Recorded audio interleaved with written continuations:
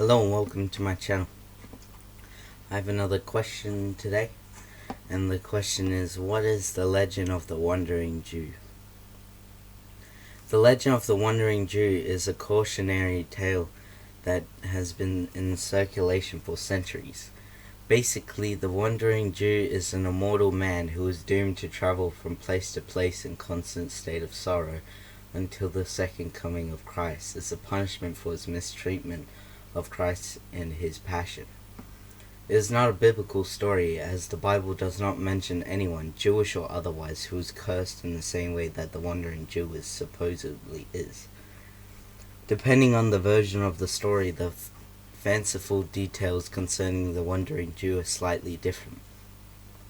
Most of the versions emphasize his inability to die and his curse of restlessness. He travels the globe and can only stop to eat meals before moving on again. One version from the Middle Ages identifies the Wandering Jew as a man named Cartaphilus, who taunted Jesus Christ as he was carrying his cross to Calvary.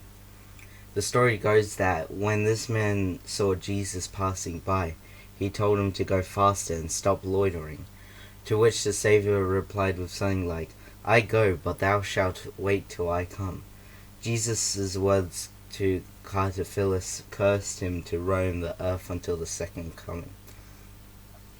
In an Italian version of the story from the 14th century, the Wandering Jew's name is John Baptidus, Baptidus being Latin for strike God, a reference to John's supposed physical attack upon Jesus. Other versions also associate the Wandering Jew's crime with physical violence. In 1228, a man claimed to have met a man in Armenia who reportedly had been Pontius Pilate's doorkeeper and had struck Jesus on his way to Calvary. Pilates, I think it is actually. In other versions of the tale, the crime of the Wandering Jew was to simply withhold aid from the suffering Christ. In the 16th century, a German bishop claimed to have met a tall, barefoot, long-haired man in Hamburg. The man said his name was Ahasuerus, and that he was a Jewish shoemaker who had refused to help the Lord in his hour of need.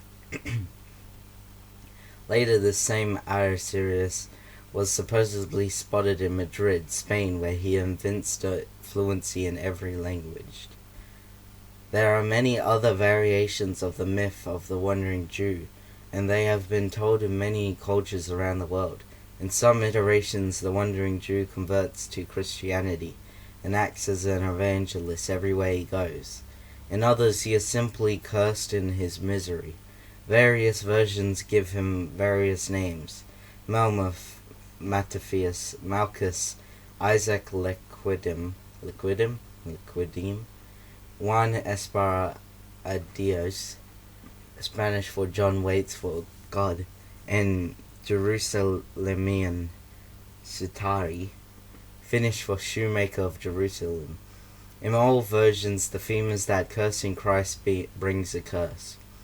The curse of the Wandering Jew bears some similarities to the curse God placed upon Cain after his murder of Abel. Besides decreeing that Cain would no longer be able to till the ground to produce crops, God said, "You will be a restless wanderer on the earth." Millennia-long wandering is not mentioned as part of Cain's punishment, and immortality is not implied, although God does put a mark on him so that no one would kill him. Some see the Wandering Jew legend as a metaphor for the plight of the Jewish people at large. Under Moses, the Jews wandered for 40 years in the wilderness, and 40 years after rejecting Jesus as the Messiah, the Jews lost their temple and their nation and were forced to disperse to various places around the world. Some anti-Semitic groups have used the concept of the Wandering Jew to propagandize, and the term Wandering Jew used as an epithet is considered offensive. Again, the legend of the Wandering Jew has no basis in the Bible. It is a fable that has borrowed some elements from the Bible including a mention of Jesus, but it is a fictional story. During his trial and crucifixion, Jesus was indeed mocked on the road to Calvary. However, we have no record of anyone mistreating him. Luke 23:27 records that women from Jerusalem bewailed and cried for him in his response. Jesus never spoke a curse on anyone. In all he said, he was an example of grace and truth. When he was attacked and humiliated by the Roman soldiers, he didn't retaliate. When false accusers lied against him, Jesus remained silent and gave no answer. Any supposed interaction with a man who mocked him, with Jesus cursing him, is simply a myth. Thank you for listening to this question, and I'll see you next time.